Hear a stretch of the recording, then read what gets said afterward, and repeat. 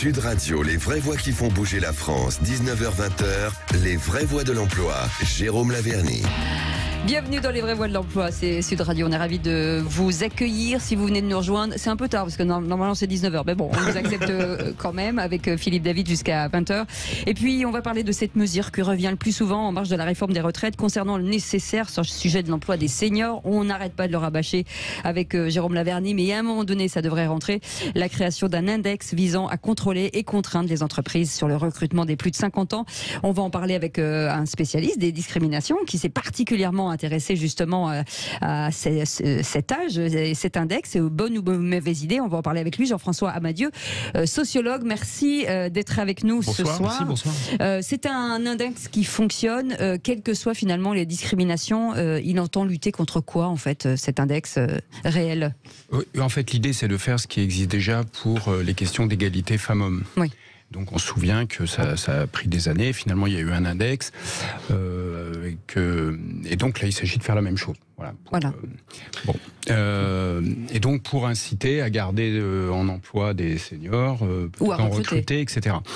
C'est aussi reprendre une idée qui avait été mise en place en 2010, et à l'époque on avait obligé les entreprises à négocier des plans seniors. Et on trouvait déjà la même chose.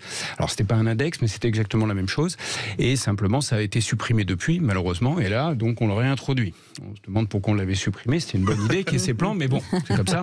Et là c'est l'idée de refaire cet index. C'est la politique, il faut leur trouver du travail. On tricote, on détricote. Vous savez, on détricote. C'est un peu disons que sur le sujet des seniors, ça aurait été mieux d'être dans la continuité.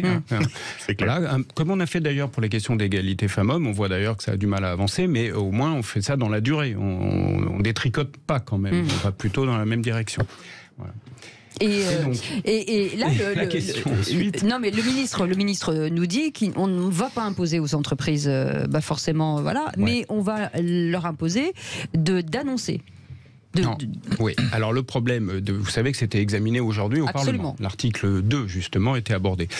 Le problème principal sur ce type d'index, bien sûr, c'est que, d'abord, comment vous calculez les choses? C'est-à-dire, est-ce que c'est difficile d'avoir une bonne note ou pas?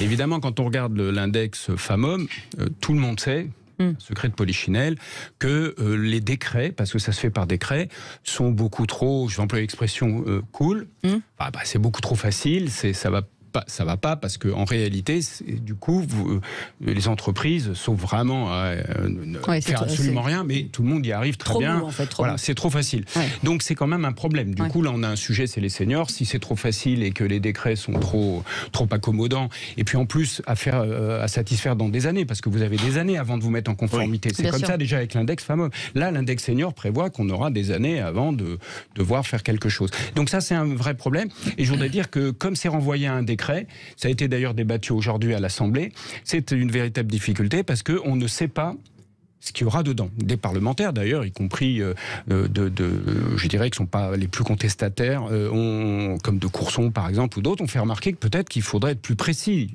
Mais non, c'est renvoyé à des décrets. Et ce sera essentiellement ça. Donc là, c'est une grosse incertitude sur l'efficacité de ce type de dispositif, d'autant que le gouvernement ne veut pas qu'il y ait de système de bonus-malus. Oui. D'accord. Ne veut pas aussi d'autres idées. Pénaliser les entreprises. Il ne faut pas faire payer, comme on a fait pour les contrats courts. Donc des malus si vous virez des seniors, des bonus si vous en recrutez, ça c'est non. Il y a un refus également de tout ce qui pourrait être des quotas d'embauche. Donc il n'y a rien de coercitif. Non. Il n'y a rien de coercitif. Pour le moment, rien n'est prévu. La seule sanction, ce sera si vous n'avez pas fait du tout votre index, là, ça ne va pas. Oui. Et pour le moment, rien d'autre n'est prévu. Et une fois de plus, l'index, même quand il sera mis en place, il sera calculé de telle manière que ce ne sera pas contraignant. Donc pour le moment, c'est très très light. Et c'est un peu le problème, parce que évidemment, comme dans cette réforme, d'où les débats qu'il y avait aujourd'hui d'ailleurs à l'Assemblée, une fois de plus, un peu sur tous les bancs. Alors, ça n'empêche pas que ça continue, ça allait de l'avant. J'ajoute que sur cet index senior, pour être allé tout à fait jusqu'au bout, les constitutionnalistes pensent que de toute façon le Conseil constitutionnel va retoquer l'article 2 parce que techniquement c'est facile, ça n'a rien à voir avec un projet de loi de finances de la sécurité sociale ou des retraites, parce que ça produira pas un effet tout de suite, ce sera dans des années, donc c'est pas possible. Donc le Conseil, c'est ce qu'on appelle un cavalier, c'est-à-dire vous glissez dans autre chose, quelque chose qui n'a rien à voir, et là c'est le cas. Et donc probablement on est en train de discuter de quelque chose, les parlementaires l'ont dit, qui de toute façon sans doute sera même pas mis en place. Mais pour l'instant c'est beaucoup trop nébuleux, et très franchement c'est dommage, parce que le sujet méritait, pour rassurer les gens aussi, parce que si l'idée c'est de faire passer une réforme, faut quand même, c'est un peu le pendant de la réforme. C'est évident, on peut pas, tout le monde le sait, voilà. Je voudrais vous poser pas grand-chose. Allez-y, Jérôme. Alors, plein de choses à dire. D'abord, cet index est inspiré d'un principe pratique, celui des pouvoirs publics et politiques, de jouer les grands admonesteurs de morale, de leçons, qu'ils seraient bien en peine eux-mêmes de pouvoir exercer. Il y a dans l'index une sorte d'assonance avec idiot, et sans faire référence à des passés immémoriaux d'index inquisitorial, une sorte de cache-sexe de la mesure complètement inefficace, idiote. Il va nous... Mais si, non, parce que name and shame aussi. Voilà, quand on prend un mot étranger, comme ça, personne n'y comprend rien et c'est formidable. Et ça ne marchera évidemment pas, parce que d'abord, ça ne concerne pas toutes les entreprises. Les seniors et la réforme des retraites, si tant est qu'elle soit importante, qu'il soit important, méritait quand même un petit peu plus de considération, d'études pratiques et surtout d'action. Parce que mérite à accorder à Jean-François Maindieu, il a bien été seul pendant des années à ne parler de la discrimination à l'âge, qui pour le coup est la première. Qui pour le coup n'était pas sexy, pour conserver et filer la métaphore. Il y a quelque chose qu'il faut, d'ailleurs effectivement je l'ai réaffirmé il y a encore une quinzaine de jours, c'est quand même assez incroyable, et c'est la première chose qu'on devrait demander, c'est quand même assez incroyable que dans les statistiques publiques que vous pouvez trouver à l'INSEE, que toutes les enquêtes du ministère du Travail, que celles qui sont menées par le gouvernement sur les discriminations, toutes ces enquêtes ne veulent pas traiter de la discrimination à l'embauche vis-à-vis des seniors. Non, l'âge, c'est pas un sujet, ils traitent d'autres choses. Il y a quand même quelque chose de choquant, non pas que ces sujets soient pas importants, mais quand même, du coup, on a fait du surplace. Et si on regarde les chiffres d'il y a 15 ans et ceux d'aujourd'hui, rien n'a changé pour l'embauche des seniors. Donc ça, c'est un vrai problème. Jean-François Maindieu, vous êtes sociologue, je vais vous poser une question que vous allez peut-être trouver un peu provocatrice. Depuis des années, les économistes les plus libéraux nous disent que l'obstacle principal à l'embauche des seniors, c'est que la retraite, c'était trop tôt, à 60 ou 62 ans. Est-ce que maintenant, à 64, qui fera 67, si on a fait un peu d'études, ça pourrait, vous me passerez l'expression, décoincer les bielles, comme on dit, dans un moteur à explosion? Oui. Alors non, pour deux raisons. D'une part, c'est que vous savez que c'est tout le débat. Quand vous déplacez de 62 à 64, et si on le faisait de 64 à 66 demain, quand vous regardez en termes d'employabilité, vous voyez bien que ça se complique, puisque les déficiences motrices, les handicaps, l'état de santé, c'est exponentiel avec l'âge. Les TMS, les infirmières, c'est très bien. Les TMS, etc. C'est-à-dire qu'évidemment, naturellement, il y aura plus de problèmes. Donc les employeurs, soyons clairs, déjà très réticents à l'idée d'embaucher des gens de plus de 40 ans, parce que vous savez que pour les recruteurs, les seniors, c'est à partir de 40 ans. Désolé, quelques-uns d'entre vous qui ont plus de 40 ans ici. Mais moi, je les aurai dans 10 ans, je m'en fous. Vous avez eu un gros mensonge en direct. Bref, donc voilà, on est senior très tôt. Donc en fait, du coup, la crainte de l'état de santé, le fait qu'un senior... Moi j'en parlais l'autre jour d'ailleurs avec une DRH du secteur public, parce que certains avaient l'idée qu'on pourrait obliger, par exemple, qu'un quart des recrutements dans la fonction publique soit réservé aux seniors. Mais ces règles de quotas d'embauche existent parfois dans d'autres pays. Où on dit, tiens, il va y avoir un quart. Mais et qu'est-ce qu'elle m'a répondu? Elle m'a dit, oui, mais il y a des emplois difficiles à tenir, trop compliqués, etc. D'ailleurs, je rappellerai quand même que l'État est le pire élève, puisqu'en réalité, les collectivités territoriales n'ont pas le droit de recruter en contrat de professionnalisation, on parle de contrat de professionnalisation au sein de l'Astral notamment, au-dessus de 29 ans. Alors là, il faudrait revoir un petit peu la copie. Et donc, vraiment, rentrer dans le vif du sujet. Le principal problème, parlons d'âge, on devient senior à partir de 30 ans en réalité. Parce que la principale problématique pour les seniors aujourd'hui, c'est cette espèce de frénésie, d'hystérie pour les mesures exclusivement dédiées aux jeunes. Je rappelle qu'il n'y a pas un seul département en France où il n'y a pas une mission locale et tout un tas d'autres dispositifs qui surabondent pour les jeunes et malheureusement pour les seniors où il n'y a rien et où il mériterait d'avoir un peu mieux qu'un index. Je vais revenir avec vous, Loïc Charbonnier. Justement, une question. Quand on est aujourd'hui senior, on est en reconversion à 40 ans, c'est-à-dire qu'on arrive on va se former, donc on a une nouvelle expertise, une nouvelle expérience, mais pas sur le terrain en fait. Est-ce que ça peut démultiplier le problème? Parce que quand on est senior et qu'on a une expertise depuis des années sur le même métier, on a déjà du mal à trouver un travail. Dans cette reconversion, ce qui va être le cas par exemple même d'Audrey, mais même si elle a cette expertise d'infirmière, si on change carrément de domaine, de filière, donc on redémarre à zéro, avec un handicap encore en plus. Est-ce que ça vous le sentez, ou est-ce que pour vous c'est pas un problème? Alors, soyons francs, soyons clairs. Je pense qu'aujourd'hui, alors effectivement, Audrey, on voit qu'il y a une dimension un peu de pénibilité un petit peu dans son travail qui a amené à son choix. Après, mais elle, c'est un prolongement de ce qu'elle fait. Mais quand vous changez de filière. Et quand on change de filière, souvent c'est quand même un petit peu par contrainte, parce qu'il y a eu un incident, il y a un licenciement. C'est quand même pas assez rare. Enfin, en tout cas, c'est pas la situation majoritaire que ça soit un choix réfléchi, personnel. C'est souvent quand même par contrainte. Après, je pense que sur l'emploi des seniors aujourd'hui, effectivement, il y a une réflexion à avoir aussi en termes de dispositifs de formation. Il faut savoir que quelqu'un qui arrive à la retraite, par exemple, perd ses droits de CPF. Donc, en fait, il n'y a plus aucun dispositif de financement. Je vous donne un exemple. Aujourd'hui, on a les transports de voyageurs qui proposent des métiers de conducteur de car à temps partiel et qui n'arrivent pas à recruter. Parce que justement c'est du temps partiel, donc c'est pas adapté pour des jeunes. Par contre, ça pourrait être adapté pour des seniors qui ont peut-être envie justement d'avoir un peu moins de temps de travail et une sorte de passerelle, on va dire, avant l'arrêt de l'activité professionnelle. Et bien, c'est très difficile aujourd'hui de trouver des financements pour former des personnes à un certain âge. Voilà. Vous vouliez réagir juste rebondir sur ce que vous disiez. Vous voyez, quand Audrey va exercer un autre emploi, aller vers d'autres types d'activités, certains pourraient se dire, et c'est souvent un frein à l'embauche des seniors, que les seniors, ils sont rétifs au changement. Ça c'est pas vrai. Les études scientifiques nous démontrent que c'est faux. Les seniors sont autant capables de changer. Ils sont aussi créatifs que des plus jeunes. Donc il n'y a pas de différence, on peut d'une part. Et puis aussi, le premier frein qui est identifié par les recruteurs à l'égard des seniors, c'est de dire ça va pas bien se passer dans des équipes de jeunes. Oui, vous allez arriver, Audrey arrivera peut-être dans un endroit où il y aura d'autres plus jeunes. Mais Audrey n'a pas de problème avec les jeunes. Mais bon. Mais des jeunes de 20 ans, ce ne sera pas forcément un problème. Et donc ça, c'est pas vrai non plus. Donc si vous voulez, il y a beaucoup comme ça d'a priori. En fait, quand on fait la liste, il y a plein c'est ce qu'on appelle de l'agisme en France. Et il faut savoir que de tous les pays dans le monde, on est quasiment le pays le pire. Dans ce domaine. C'est ce qu'on appelle l'agisme, ce qui est un ravage international. Mais en France, on est les pires. Et vous restez avec nous dans les vraies voies de l'emploi. On reste ensemble jusqu'à 20h. Et on verra que finalement, peut-être que les seniors finalement sont des candidats parfaits. On en parlera avec un cabinet dans quelques instants. À tout de suite.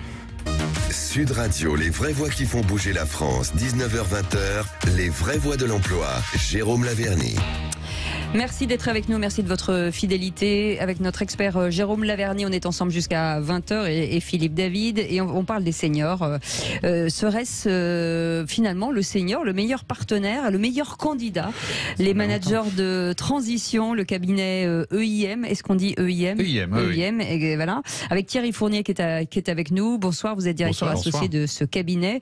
Et qu'est-ce que finalement le candidat idéal? C'est ça, c'est une vaste question. Et qu'est-ce que le management de transition aussi? Le candidat idéal, il est défini par une discussion préalable avec le client qui touche au contexte qu'on doit traiter, la situation qu'on doit confier à la personne et les objectifs qu'on lui assigne. Et évidemment, le profil idéal qu'on discute avec le client, et en général, il nous dit, il doit connaître le secteur dans tel et tel raffinement, il doit avoir un profil de directeur financier, mais venu du contrôle de gestion, ou au contraire, venu de je ne sais quoi, de l'expertise comptable. Bref, on se met d'accord là-dessus. Ça fait un premier profil technique où nous sommes en mesure d'identifier dans notre base de données des gens qui correspondent. Mais ça n'est qu'une petite, je dis pas une petite partie, mais enfin une partie insuffisante. Ce qui va devoir être le plus sophistiqué et le plus passionnant pour moi en tout cas, c'est de trouver la partie soft.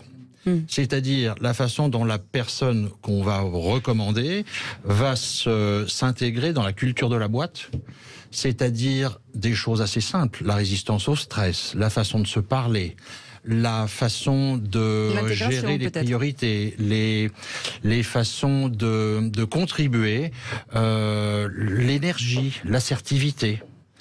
Moi, j'ai plein d'exemples de missions qui ont démarré. L'engagement, en fait, c'est un engagement. C'est l'engagement. Oui. Alors ça, alors il y a des cas de figure où il y a des défauts d'engagement. Enfin, c'est assez rare. On a des gens qui sont plutôt patates. Mais après, c'est un problème de style. Là, j'ai une mission où ça m'arrive pas souvent, Dieu soit loué, mais où j'ai dû remplacer un directeur financier qui correspondait, c'est une femme par ailleurs, qui correspondait exactement à ce qu'on attendait d'elle. Et pendant les quelques premières semaines, ça n'a pas collé parce qu'elle était un peu en arrière, elle faisait attention, elle écoutait, pensant bien faire. Hein. Et donc mon client me dit, on va pas y arriver. Je lui trouve quelqu'un d'autre, qui est une autre directrice financière, une autre femme, Dieu soit loué, qui elle est super patate, qui a vécu les situations qu'on lui disait, c'est-à-dire, en l'occurrence, c'est une boîte familiale, avec le fondateur qui est là, qui adore la croissance, et on lui demande de ranger la chambre à la finance. Et ça le fait suer. Donc il faut quelqu'un qui va le faire, et qui va s'accommoder de ce que le fondateur va lui prêter assez peu d'intention, va s'en foutre à peu près de ce qu'on va lui demander. Il refile le bébé. Il refile le bébé, du moment que c'est cadré et qu'il n'en entend pas parler, c'est bien.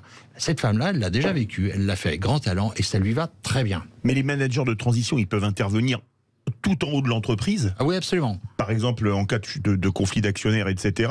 Ou alors carrément au service, vous avez dit, contrôle de gestion, marketing. C'est des profils très très vastes. Alors évidemment, et ça, alors nous, EIM, alors tout le monde dit à peu près la même chose, mais nous, on pense qu'on fait pour de vrai. on fait des gens du CODIR, ce qu'on appelle, donc du comité de direction. Et on a dans nos missions à peu près un tiers, 32% exactement, de directeurs généraux. Donc, ils sont les gens comme votre ami l'a pu le faire à Montauban. Donc, c'est le patron qu'on envoie. Et le patron, on nous le réclame parce que l'actionnaire, ou bien parce que, c'est en général l'actionnaire qui nous le réclame. Ensuite, dans les équipes de comité de direction, ça peut être le patron lui-même qui nous le réclame en disant, j'ai besoin que tu m'aides à trouver le prochain CFO.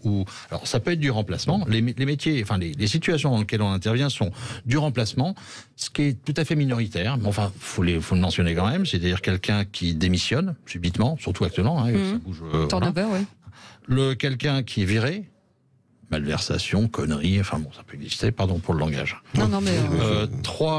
Une maman qui va faire son bébé, ou quelqu'un qui tombe malade. Bon, ça c'est du remplacement. Mais le plus grand cas de figure, c'est il y a un projet à mener où il faut emmener une équipe du point A au point B. Tout le monde sait qu'il faut le faire et tout le monde est débordé. Et à ce moment-là, ils se disent, faut me trouver quelqu'un qui l'a déjà fait, qui va le faire. Mettre en place une fonction financière, comme je vous le disais, une fois que c'est fait, on débranche la personne, entre guillemets, merci du boulot, il a rangé la chambre, tout est fait, il y a des processus, des équipes, les reportings sont faits. Une fois que c'est fait, on met quelqu'un de normalement capé pour ça. Là, on a besoin de quelqu'un d'un peu plus capé parce qu'il faut bâtir le truc. Dans des conditions compliquées. On parlait de l'emploi des seniors. Pour être manager de transition, vaut mieux avoir 55 ans que 35. Bon chiffre, c'est notre moyenne. On en a 11 500, ils ont 55 ans en moyenne. Voilà. Donc ils sont sensiblement plus âgés que, par exemple, la cible des recruteurs. Mais est-ce qu'ils ont galéré avant de venir vous voir ? Ou sont des gens qui sont de toute façon sur le marché et qui arrivent toujours à... Alors, dans ces 11 500, il y en a 20% qui sont des managers de transition professionnelle, qui ont choisi ça comme modèle de vie en disant, moi ça me va, je fais une mission par an, le reste je fais les chemins de Compostelle, je m'améliore en poterie ou en je sais quoi, et youpi. Et puis il y en a 80% qui sont là parce que ils ont besoin de bosser. Et la première chose qu'il faut les aider à surmonter, c'est l'image, l'auto-évaluation qu'ils se font qui est négative. En se disant, et moi je passe ma vie à leur dire, en fait tout le monde s'en fout que vous soyez entre deux jobs. Il n'y a que vous qui pensez que votre valeur, votre CV se dévalorise chaque jour. Mais en fait tout le monde s'en fout, c'est arrivé à 100% des gens, à moi 4 fois. Voilà. Mais Jean-François Amadieu, on voit bien que finalement l'expertise quand même est importante. Parce qu'on n'arrête pas de parler de l'âge, c'est quand même l'expertise qui compte. Et là, pour le coup, quel que soit l'âge, et effectivement, plus on a d'antériorité, ou de bagou et de bagage, mieux c'est. Mais l'expertise avant coup, j'ai l'impression qu'on parle à chaque fois on oublie ce mot expertise systématiquement dans les sujets des seniors. Oui, bien sûr, parce qu'il y a un sujet qui est si quand on est senior, on n'a pas la même force physique, on court moins vite. On en est bien d'accord. Oui, bien sûr. Enfin, si c'était pour les charges lourdes, autre chose serait un problème. Mais là, on est en train de parler de ce qu'on appelle les soft skills, d'un certain nombre de compétences qui s'acquièrent avec le temps aussi. par l'expérience, donc où on va pouvoir